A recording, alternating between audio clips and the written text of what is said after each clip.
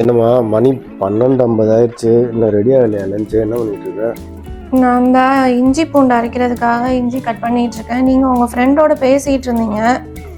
சரி வீடியோ எடுக்கணும்ல, அதனால உங்களுக்காக வெயிட் பண்ணிட்டு இருந்தேன். ஓ சரி சரி. ஆமாம், இந்த தான் எல்லாம் கட் பண்ணிலாம் வச்சாச்சு. ஃபிஷ் குழம்பு தான் வைக்க போகிறேன். ஹாய் ஃப்ரெண்ட்ஸ், எல்லாரும் எப்படி இருக்கீங்க? நல்லா இருக்கீங்களா? இன்னைக்கு சண்டே லஞ்சு தான் பார்க்க போகிறோம். சரி வாங்க வீடியோக்குள்ளே போகலாம். அதான் ஃபிஷ் குழம்பு தான் பண்ண போகிறேன். ஓ சரி ஓகே. ஃபிஷ் எல்லாம் வாங்கி கட் பண்ணி வச்சாச்சு. ஸோ உங்களுக்காக தான் வெயிட்டிங். மணி 12:50 ஆச்சு, நேரம்லாம் ஆரம்பிச்சு பாதி சமையலாக இருக்கும். காலையில் எல்லாம் சண்டேன்றதுனால லேட்டாக எழுந்திரிச்சாங்க. ஸோ ராகி களியும் சட்னியும் பண்ணியிருந்தேன். அதனால எல்லாம் ஹெவியாக இருக்குது, இன்னும் சாப்பிட யாரும் வரல. சரி அதனால் நம்ம பொறுமையாக சண்டே தானே அப்படின்ட்டு பொறுமையாக செஞ்சுக்கிட்டு இருக்கேன். சரி இப்போ மீன் குழம்புக்கு வந்து நல்லெண்ணெய் ஊற்றிட்டேன். நல்லெண்ணெய் ஊற்றினதுக்கப்புறம் அது கொஞ்சம் எண்ணெய் வந்து சூடாகட்டும். அதுக்கப்புறம் வெந்தயம் போட்டுக்கலாம். ஊர்ல எல்லாம் கேஸ் தட்டுப்பாடாக இருக்குது போல இருக்கு. கேஸ் கிடைக்காம நேற்று உங்க மாமாட்ட கூட பேசணும்ல. இப்போ கேஸ் வந்து முன்னாடிலாம் டெலிவரி ஆயிடுச்சுன்னா ஒரு வாரத்துக்குள்ள புக் பண்ணலாம் போல. அப்போ புக் பண்ணால் ஒரு வாரத்தில் 2-3 நாளில் வந்துடும் போல. இப்போ கேஸ் வந்து டெலிவரி ஆகி 25 நாளைக்கு அப்புறம் தான் புக் பண்ண முடியுமா? அது புக் பண்ணிங்கனாலும் இப்போ வந்து 2 வாரத்துலேருந்து 3 வாரம். அப்போ 25 நாள், அப்புறம் ஒரு 15லேருந்து 20 நாள், கிட்டத்தட்ட 40 நாளைக்கு மேலே நீ ஒரு சிலிண்டரை வச்சுட்டு தான் வந்து.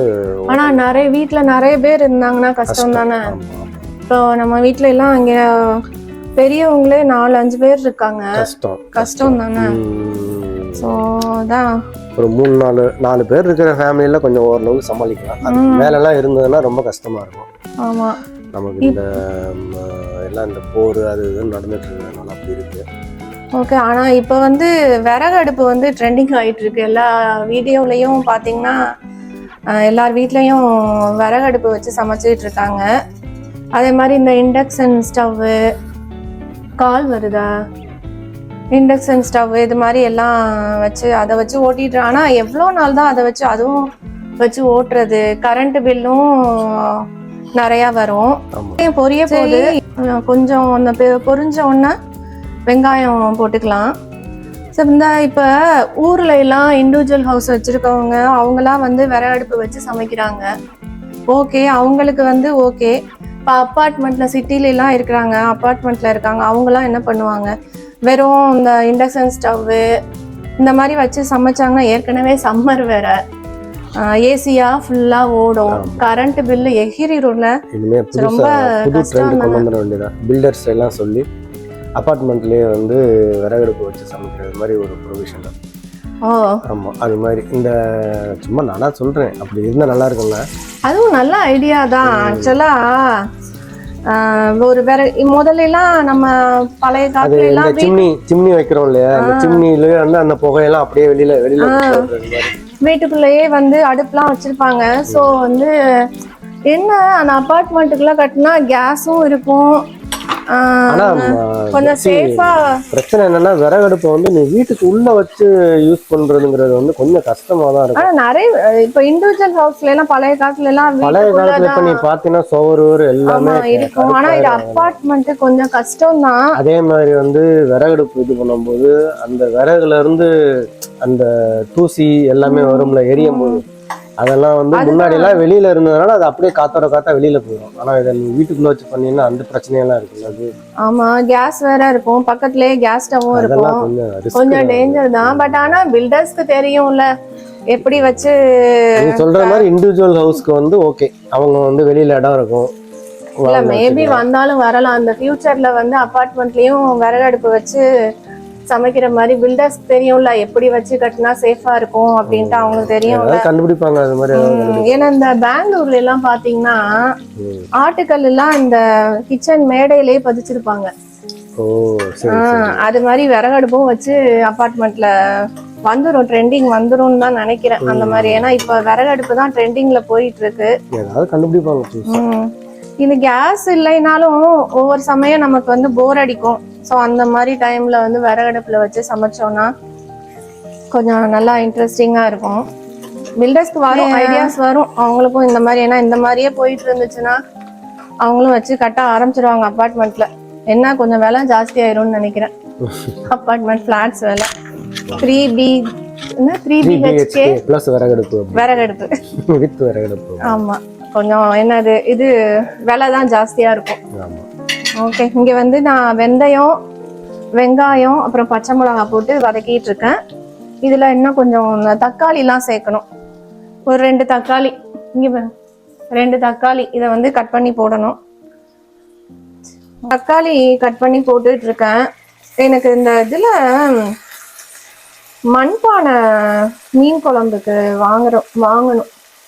ஏற்கனவே ஒன்று வாங்கி வந்து கீழே தான் இருக்குது அது மண்பானை. அது தெரியலப்பா, அது வந்து அது எப்படி பழக்கினேன்னு தெரியல. அதுல வந்து வச்சு சூடு பண்ணாவே அதுல இருந்து எண்ணெயா வருது. அது என்ன பண்றதுன்னு தெரியல. ஸ்மெல்லு வந்து ஒரு மாதிரி இருக்காது.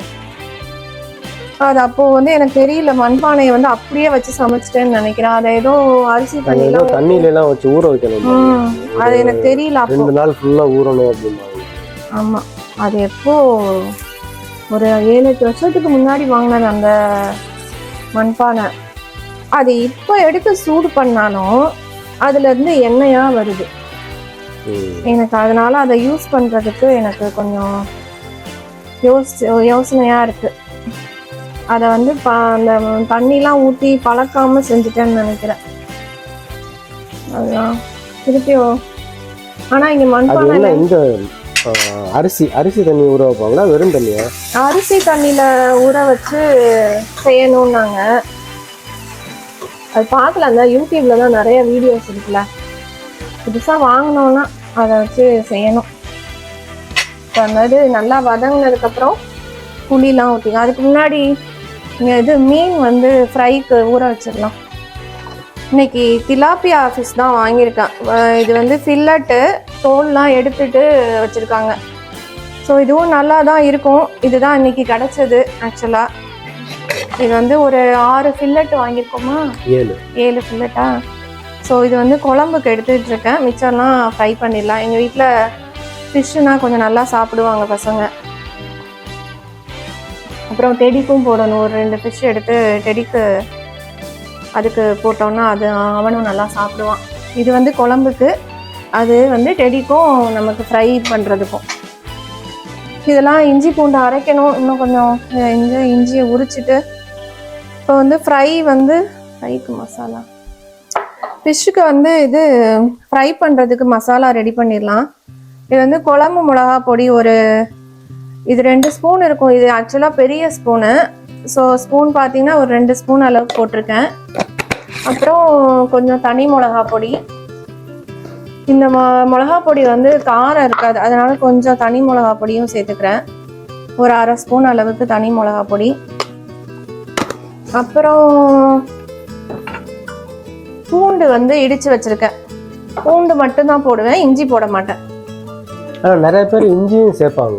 இல்ல, பூண்டு மட்டும்தான் சேர்ப்பாங்க. பூண்டு இடிச்சு வச்சிருக்கேன். அப்புறம் கொஞ்சம் உப்பு போதுமா? ஓகே. அப்புறம் மீன் கொஞ்சம் நிறைய இருக்குல்ல, அதனால. ஆமா. அப்புறம் கொஞ்சம் மஞ்சள் தூள். ஓகே. லெமன் சேர்க்கணும். லெமன் வந்து வாங்க மறந்தாச்சு. ஸோ இதை முதல்ல மிக்ஸ் பண்ணிப்போம். மிக்ஸ் பண்ணிட்டு இன்னைக்கு தயிர் ஊற்றுது. மீனுக்கு தயிரே சேர்க்கக்கூடாது, நல்லது. அதாவது தயிர் வந்து மீன் சாப்பிட்டா தயிர் சாப்பிடக்கூடாதுன்னு சொல்லுவாங்க. அது வந்து அலர்ஜி. அதனால தயிர்லாம் சேர்க்கக்கூடாது. மீன் சாப்பிடவும் கூடாது, மீன்லையும் சேர்க்கக்கூடாது. இது வந்து குழம்புக்காக வச்சிருக்கேன். ஸோ இதில் கொஞ்சம் ஊற்றிக்கலாம். இது வந்து இப்போ லெமன் இல்லாததுனால கொஞ்சம் புளி தண்ணி. அவங்க பாட்டிலாம் நான் பார்த்துருக்கேன், லெமன்லாம் ஊற்ற மாட்டாங்க, புளி தண்ணி தான் ஊற்றுவாங்க, பார்த்துருக்கேன். ஸோ அதனால கொஞ்சம் புளி தண்ணி சேர்த்துப்போம். நமக்கு அந்த புளி இருக்கணும், அதானே புளிப்பு. ஆமாம், மீன்னாவே புளிப்பு, காரம், உப்பு இது இருக்கணும், அப்போதான் நல்லா இருக்கும். ஸோ இப்போ இன்னைக்கு வந்து பார்ட்டி சமையல் ஆகும். ஆமாம்.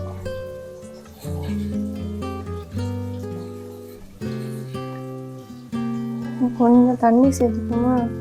இந்த இது போதுமா? நிறைய இருக்கு மீன், கம்மியா பண்ணிருக்காது. வரும் வரும்.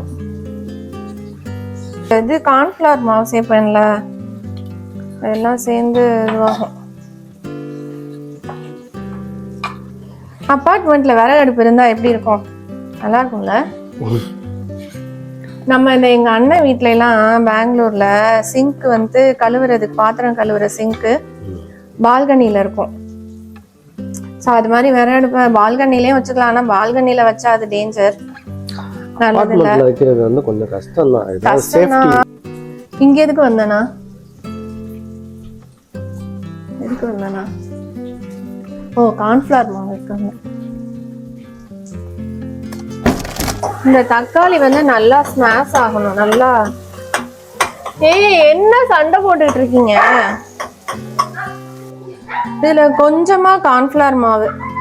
ஊர்ல எல்லாம் நான் கார்ன்ஃப்ளவர் மாவுலாம் சேர்க்க மாட்டேன். இங்க உள்ள மீன் இங்க ஒட்ட மாட்டேங்குது இந்த மசாலாவே. அதனாலதான் கார்ன்ஃப்ளவர் மாவு சேர்க்கிறேன். அங்க வந்து வெறும் மிளகா பொடி, பூண்டு, புளி, உப்பு, மஞ்சத்தூள் அவ்வளோதான் சேர்ப்பாங்க. இங்கதான் கொஞ்சம் கார்ன்ஃப்ளவர் மாவுலாம் சேர்க்க வேண்டியதா இருக்கு. சரி, அப்படியே பிணைஞ்சு வச்சிடலாம்.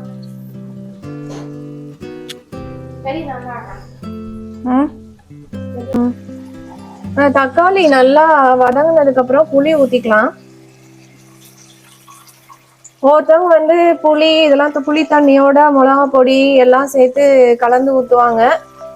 நாங்க இப்படிதான் பண்ணுவோம். என்ன கொஞ்சம் தண்ணி ஊத்திப்போம். எங்க அம்மா சொல்லுவாங்க, மீன் குழம்புக்கு மட்டும் புளி காரம் எல்லாம் கொஞ்சம் தூக்கலா இருந்ததுன்னா நல்லா இருக்கும் அப்படின்னு. இல்லைன்னா ரொம்ப கம்மியாயிடுச்சுன்னா மீன் குழம்பு வந்து ஸ்மெல் வந்துடும்.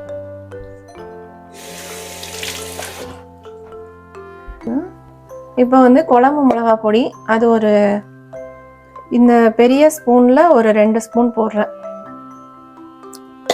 இது வந்து மிளகா பொடியா இல்ல சாம்பார் பொடி? குழம்பு மிளகா பொடி. சாம்பார் பொடி, குழம்பு மிளகா பொடி எல்லாம் நம்ம வீட்டுல ஒண்ணுதான். அப்புறம் மஞ்சத்தூள்,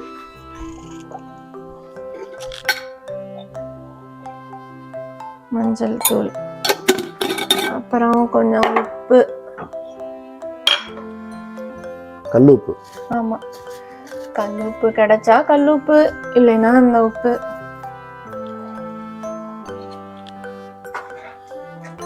ஏன்னா இங்கெல்லாம் ஒவ்வொரு சமயம் கல்லுப்பு வந்து கிடைக்காது. இப்ப ஆனா ரெகுலரா கொஞ்சம் கிடைக்குது. ஒவ்வொரு சமயம் இந்த வின்டர் டைம்லாம் போய் பாத்தீங்கன்னா கல்லுப்பு இருக்காது. நான் அதனால மொத்தமா ஒரு 3 பாக்கெட் அந்த மாதிரி வாங்கி கொண்டு வந்து வச்சிருவேன். அது ஒரு வருஷத்துக்கு ஓடும். ஆமா, ஏன்னா அந்த கல்லுப்பு பூரா குழம்பு இதுக்கு தானே யூஸ் பண்றோம். ஆமா ஆமா. மற்றபடி இது அப்படியே நல்லா கொதிக்கட்டும். கொதிச்சதுக்கு அப்புறம் மீன்ஸ் ஒரு தேங்காய் அரைச்சி ஊற்றணும். தேங்காவே மறந்துட்டேன். இப்போ நல்லா எண்ணெய் பிரிஞ்சு வந்து கொதிச்சிட்டு இருக்கு. இன்னும் கொஞ்சம் கொதிச்சதுக்கு அப்புறம் தேங்காய் ஊற்றிட்டு அதுக்கப்புறம் ஃபிஷ்ஷை போட்டுடலாம். ஃபிஷ்ஷை வந்து மீன் குழம்பு ஃபிஷ்ஷு நான் மட்டும்தான் சாப்பிடுவேன் இங்கே, அதனால கொஞ்சமாக தான் போடுறேன். நீங்கள் கொஞ்சம் சாப்பிடுவீங்களா? ஓகே, சரி. அதுக்குள்ள அந்த இங்கே இது பண்ணி வச்சிடலாம். எண்ணெய் பிரிஞ்சு வர ஸ்டேஜில் தேங்காய் ஊற்றிடுவோம். நிறைய பேர் தேங்காய் ஊற்றாம செய்வாங்க. நான் வந்து தேங்காய் ஊற்றி தான் செய்வேன். அப்போ தான் கொஞ்சம் நல்லாயிருக்கும். ஃபிஷ்ஷும் ஃப்ரை பண்ணிடலாம். எல்லாம் ஊற வச்சு ஒரு 5-10 மினிட்ஸ் இருக்கும். தவா ஃப்ரை தான் பண்ண போகிறேன். கொஞ்சம் எண்ணெய் ஊற்றிட்டு ஃப்ரை பண்ணிட்டோம்னா ரைஸும் ரெடி ஆயிடுச்சு. இந்த குழம்பு வந்து இன்னும் ஒரு 10 மினிட்ஸில் ரெடி ஆயிரும். குழம்பு இந்த மாதிரி கொதிச்சு வர்ற ஸ்டேஜில் மீன் வந்து போட்டுக்கலாம்.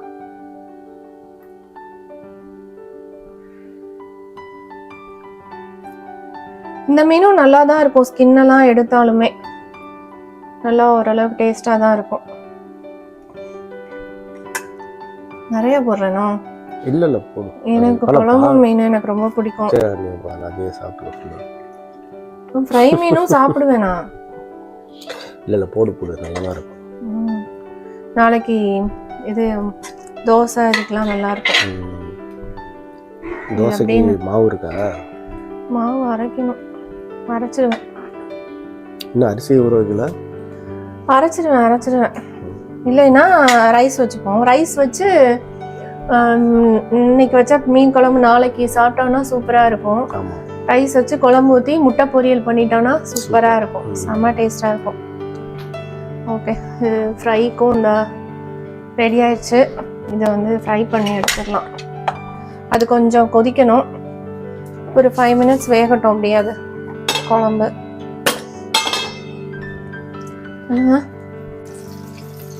ஃபிஷ் ஃப்ரை பண்ண ஆரம்பிச்சாச்சு. ஃபிஷ் குழம்பும் ரெடி, சூப்பராக இருக்கு. எண்ணெய் பிரிஞ்சு வந்து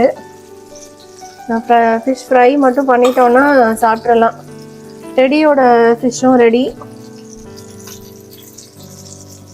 ஓகே, நல்லா இருக்கா? சூப்பராக இருக்கு, நல்லா வந்துருக்கு பாருங்க. அது அந்த புளி ஊற்றுனதுனால இன்னும் நல்லா டேஸ்டாக இருக்குது. ஆக்சுவலி லெமனோட புளி நல்லா இருக்குங்க அப்படின்னு தான் நினைக்கிறேன். புளி நானும் டேஸ்ட் பண்ணி பார்த்தேன், சூப்பராக இருக்கு. லெமன் போட்டு செய்கிறத விட புளி போட்டு செஞ்சோம்னா இன்னும் டேஸ்ட் நல்லா சூப்பராகவே இருக்கு. அதை மட்டும் ஃப்ரை பண்ணிட்டோம்னா சாப்பிட்றலாம். பாய், உனக்கு வேணுமா? ஓகே, லஞ்ச் ரெடி ஆயிடுச்சு. சுட சுட சாதம். ஆஃப் பண்ணிடுறேன், கேட்காது. நல்லா சூடா ரைஸு, சூடா மீன் குழம்பு, சூப்பரா இருக்கும். மூடி வச்சிடுறேண்ணா, அப்புறம் ஆறிடும். மீன் குழம்பு பாருங்க எவ்வளவு சூப்பரா இருக்குன்ட்டு. நல்ல எண்ணெய் பிரிஞ்சு. பாவேஸ், உனக்கு குழம்பு மீன் போடவா?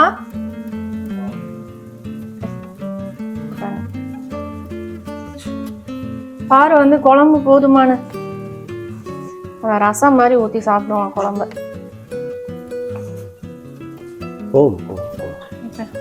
மீன் இந்த தை மீனும் சூப்பரா இருக்கு.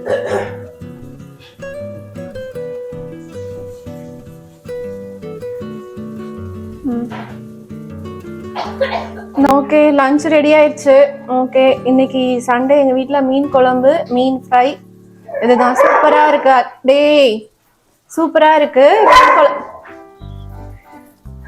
ரொம்ப நல்லா இருக்கு மீன் குழம்பு. சரி சரி, எடுத்துக்கோந்தா, நீ எடுத்துக்கோந்தா. ஓகே ஓகேங்க, இந்த வீடியோ உங்களுக்கு பிடிச்சிருக்கும்னு நினைக்கிறேன். பிடிச்சிருந்ததுன்னா லைக் பண்ணுங்க, ஒரு லைக் பண்ணுங்க. அப்படியே சப்ஸ்கிரைப் பண்ணி சப்போர்ட் பண்ணுங்க ஃப்ரெண்ட்ஸ். தேங்க்யூ, பாய். அடுத்த ஒரு சூப்பரான வீடியோவில் பார்க்கலாம்.